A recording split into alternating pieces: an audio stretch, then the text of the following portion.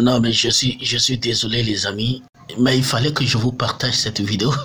Depuis là, je suis en train de rire de Donald Trump. Excusez-moi, écoutez, en fait, Donald Trump. C'est incroyable. Ce monsieur-là, il sort d'où ce monsieur-là? Nation. That's what they do. They fight a lot of wars. Mine said Russia's tough because they just keep on fighting. They beat Hitler, so did we, and they beat Napoleon. You know, they've been doing this for a long. Voici Donald Trump, le mec qui est censé aller discuter avec Vladimir Poutine pour aller négocier sur l'Ukraine. Et qu'est-ce qu'il dit? Quand on lui pose la question à propos de la Russie, est-ce que l'Ukraine peut vaincre la Russie? Et Donald Trump demande, il mène de nombreuses guerres, c'est-à-dire les Russes. Mon ami a dit que la Russie est forte parce qu'ils continuent simplement à se battre. Ils ont vaincu le moustachu, hein, je ne veux pas prononcer le nom, mais vous voyez le nom. Ils ont vaincu le moustachu, nous aussi. Ils ont vaincu Napoléon. Vous savez, ils font ça depuis longtemps. Donc ça veut dire que, en fait, voici quelqu'un qu'on appelle pour aller négocier. C'est-à-dire que tellement il a du mépris. Je vous dis que l'Ukraine est foutue, tout simplement. L'Ukraine est foutue entre les mains de Donald Trump. En réalité, Donald Trump... Regardez quelqu'un on lui dit d'aller discuter avec Donald Trump, parce que d'aller discuter avec Vladimir Poutine, et voici des choses qu'il sort.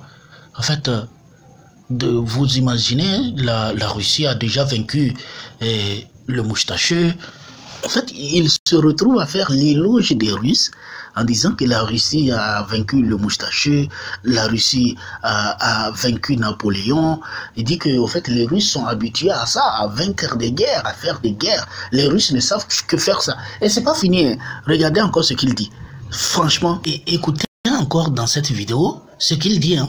Dans cette vidéo que voici, il dit, en fait, que la Chine bat les Européens sur le commerce, la Russie les bat en guerre. Il parle des Européens. Hein. Il dit 2 siècles d'histoire confirment. Napoléon et le moustachu, tous ont fini brisés. Mais les élites européennes pensent encore que Kiev changera la donne. C'est ça le vrai délire. Et ça fait penser, hein, les gars. Ça, c'est Donald Trump qui le dit. Il les rappelle, au fait. Donald Trump, qu'on l'aime ou qu'on le déteste, il y a des vérités. Il y a des vérités qui sortent de sa bouche. Ce monsieur-là, vous avez le droit de ne pas l'aimer. On a le droit de ne pas l'aimer parce qu'il fait également beaucoup de bêtises. Mais de la même manière qu'il fait les bêtises énormes, c'est de cette même manière qu'il fait sortir beaucoup de vérités également. Ce Donald Trump-là. Il leur dit, il parle aux Européens. Écoutez. Donc pour ceux qui comprennent l'anglais, parce que j'ai déjà traduit ça. Donc c'est la traduction. You know, it's a warring nation.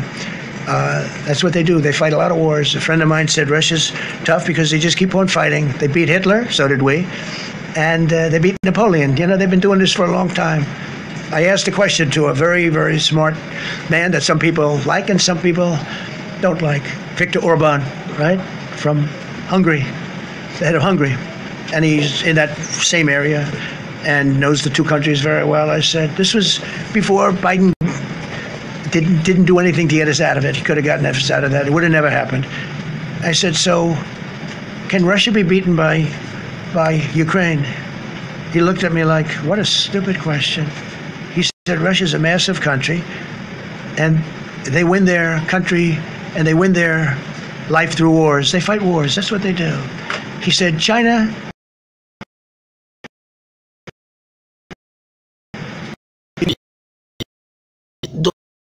Ils sont intelligents, et d'ailleurs ils leur rapportent des propos également de leur frère Viktor Orban. Vous connaissez Viktor Orban qui a une politique tout à fait opposée à la politique européenne, et donc là il est en train de dire les Européens ce sont des gens qui ne réfléchissent pas. Et regardez surtout le message qu'il va envoyer à l'Ukraine. Franchement,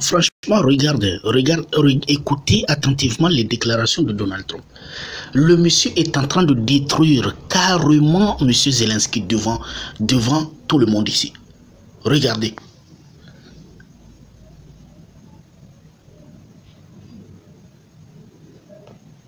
Alors d'abord, je vais vous lire ce qu'il a dit. Qu'est-ce qu'il a dit?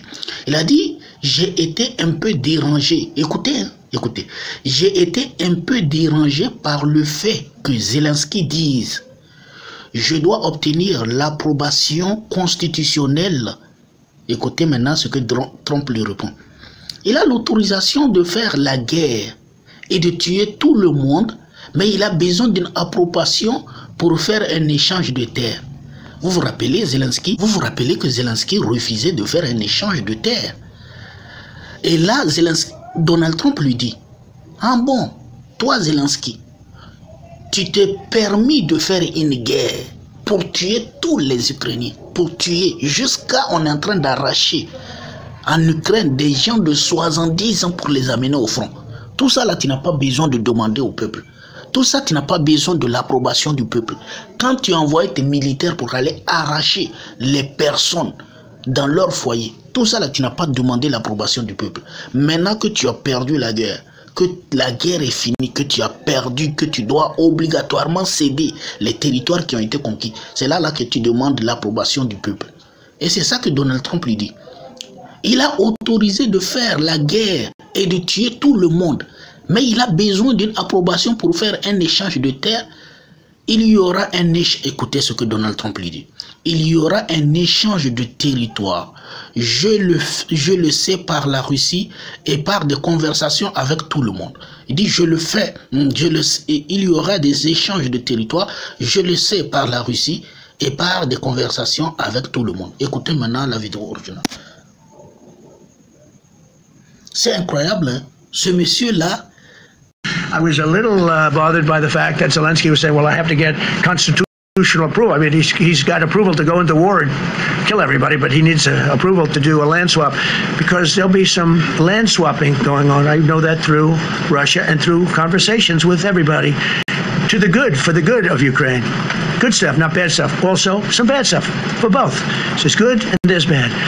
But it's very complex because you have lines that are very uneven, and there'll be some swapping, there'll be some changes in land, and the word that they will use is, they make changes. We're going to change the lines. Vous comprenez, au fait, c'est foutu pour Zelensky, et il le sait très bien. Parce que Zelensky est arrivé à un stade où, en fait, vous savez, c'est comme à la cour de récréation, vous vous bagarrez avec, vous êtes au C1, vous vous bagarrez avec un collègue de votre classe, et puisqu'il vous frappe à la récréation, vous venez appeler votre grand frère de venir aller frapper le monsieur et qu'il se trouve qu'au fait, votre grand frère est impuissant face à ce monsieur qui peut le frapper également. Donc au fait, là, le monsieur t'attrape et dit, ah, tu es allé appeler ton grand frère, voici, je vais te cogner encore. C'est exactement ce que Zelensky est en train de subir. Pourquoi? Parce qu'il a été poussé par les Européens qui l'ont dit en 2022, il devait signer l'accord d'Ankara. Je vous rappelle qu'à ce temps, la Russie n'avait pas encore commencé la guerre. Il n'avait pas encore commencé la guerre. La Russie exigeait à ce qu'il signe un accord. Et malheureusement, Zelensky, ayant été poussé par Joseph Borrell et tous ces clics-là d'Européens qui l'ont poussé, à dire non, renonce à cela, nous allons te financer. Et c'est exactement ce que Donald Trump est en train de leur rappeler. Parce que là, puisque Zelensky, lui, il n'était pas intelligent et qu'il a osé aller faire la guerre avec un pays comme la Russie, en pensant sous prétexte que les Européens l'ont dit qu'il allait gagner la Russie, il a osé aller faire la guerre. Et là, c'est ce que Donald Trump est en train de dire. Il dit, la Russie, ils ont vaincu Napoléon. Ils ont vaincu l'armée de Napoléon. Ils ont vaincu le moustaché. Le moustaché est 1000 fois plus puissant que eux. Le moustaché, à cause du moustaché, les Russes ont perdu 27 millions de personnes. C'est-à-dire que les Russes étaient prêts à perdre énormément de personnes. Et toi comme ça, Zelensky, un comédien, parce que tu es devenu président, tu dis que c'est toi qui vas aller vaincre la Russie. Parce que les Européens t'ont poussé. Et aujourd'hui, au fait, il revient à la réalité, on lui présente la réalité. Quand tu faisais ta guerre là, est-ce que tu as consulté ton peuple? Quand tu allais dans les maisons pour arracher les familles, les garçons des familles là, jusqu'à les jeunes Ukrainiens fuyaient l'Ukraine ou bien se cacher À travers des postes de télégramme, il se signalait, est-ce que les gens qui venaient arracher les jeunes là, ils sont là. S'ils ne sont pas là, cachez-nous. Que les gens se cachent. Et maintenant, jusqu'au maintenant actuellement où je vous parle, c'est les hommes de plus de 60 ans qu'on va chercher. Les grands-pères, les papas. C'est-à-dire le fils, il est au front. On vient arracher son père également pour l'envoyer au front. Des gens de plus de 60 ans, on les envoie au front. Et c'est maintenant tu dis non, mais quant aux terres là, il faut que tu consultes le peuple. C'est un comédien. Et là, regardez ce que Donald Trump dit.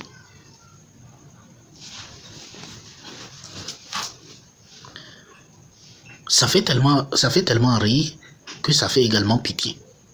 Regardez. Il dit la Russie a pris des territoires de premier choix. Ils ont pris en grande partie de l'océan. Et regardez ce qu'il dit. Il dit dans l'immobilier, on appelle ça des propriétés en bord de mer. C'est-à-dire qu'il est en train de se moquer littéralement de Zelensky. En disant, en fait, vous n'avez rien maintenant. La Russie a tout pris.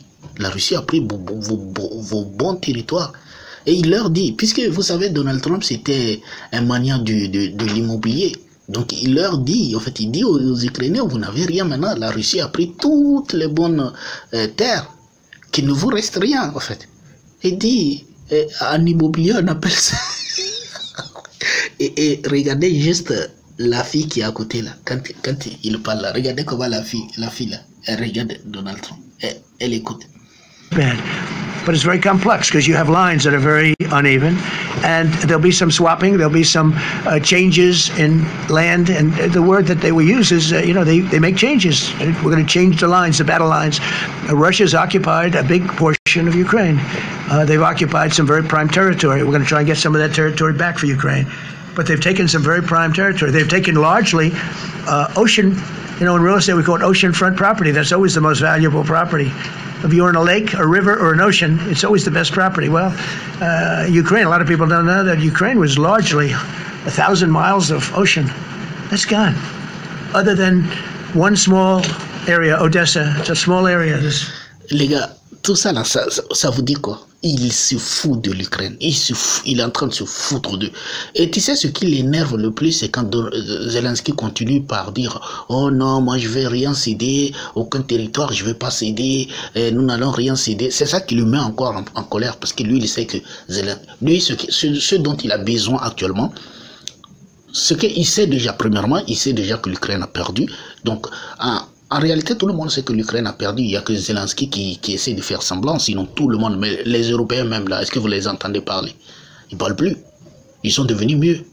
Parce qu'ils n'ont rien à dire. Ils savent la fin. Ils savent que c'est fini pour l'Ukraine. Et maintenant, apparemment, c'est Zelensky seul qui ne sait pas que c'est fini. Et c'est là Donald Trump est en train de lui parler. En disant, la Russie a pris des territoires de tout premier choix. C'est-à-dire que vous n'avez rien maintenant. Vous n'avez rien de bon. Ils ont pris en grande partie de l'océan. Dans l'immobilier, on appelle ça les propriétés au bord de mer. Ici, c'est toujours les propriétés les plus précieuses. Donc, ça veut dire qu'il est en train de lui dire, Zelensky, toi, la guerre dans laquelle toi, tu as inventé, ce que tu es rentré dedans, là, tu as tout perdu. Vous n'avez rien maintenant. Il n'y a rien d'intéressant chez vous. Mets fin à cette guerre-là et puis on trouve la paix. C'est un peu ce qu'il est en train de lui dire. C'est incroyable. C'est pour cela qu'on dit les États-Unis n'ont pas d'amis, ils n'ont que des intérêts. Ils n'ont pas d'amis. Ils n'ont d'amis que des intérêts. Et c'est ce qu'il est en train de prouver avec les droits de douane là. Parce que les Européens pensaient qu'ils allaient être privilégiés, que quand les Américains allaient les prendre pour des alliés privilégiés et que ça allait toujours être comme ça, mais Donald Trump lui s'en fiche de ça. Droits de douane pour tout le monde. Vous allez payer également. Est-ce que vous comprenez? Et c'est ça, le message est clair, c'est triste pour Zelensky. J'imagine à quel point quand il est en train de regarder aujourd'hui quand Donald Trump se moque de lui, en disant tu n'as plus rien mon gars, il n'y a plus de bons territoires, les bords de mer, tous les bons territoires ont été pris par la Russie, tu n'as rien maintenant, calme-toi, mets fin à ta guerre. C'est exactement ce qu'il est en train de lui dire. Et il lui dit quelque chose de très intéressant quand il lui dit Tu prétends que tu vas consulter le peuple, etc. Quand tu faisais ta guerre là, est-ce que tu as consulté le peuple? Et ça c'est intéressant. Ça c'est un sujet très intéressant. Parce que quand il a envoyé ses militaires pour aller arracher les jeunes hommes de leur famille, à aller traquer des gens pour les amener au front, est-ce qu'il a consulté? Est-ce qu'il a demandé leur avis? Quand il est allé chercher, on voit, il y a des vidéos où il traque des gens, ils sont en train de traquer des gens, des vieilles personnes, pour les envoyer au front. Est-ce qu'il a consulté le peuple? Maintenant qu'il sait qu'il a tout perdu et qu'il n'a plus d'arguments, il n'y a rien du tout, le peuple est en train de comprendre que Zelensky a tout vendu, c'est là qu'il est en train de vouloir, au fait, c'est comme rendre au fait le peuple complice de son échec. Oui, le peuple doit accepter que bon, c'est fini, les territoires ont été vendus. Même si le peuple n'accepte pas, tout est fini aujourd'hui. Tu n'as pas le choix, tu n'as plus d'autre choix encore. C'est fini, c'est fini. Tu peux rien. Et actuellement, la Russie est en train d'avancer comme jamais. En tout cas, merci beaucoup si vous avez aimé la vidéo, si vous avez aimé l'analyse. N'oubliez pas de liker, de vous abonner. On se dit à très bientôt et surtout,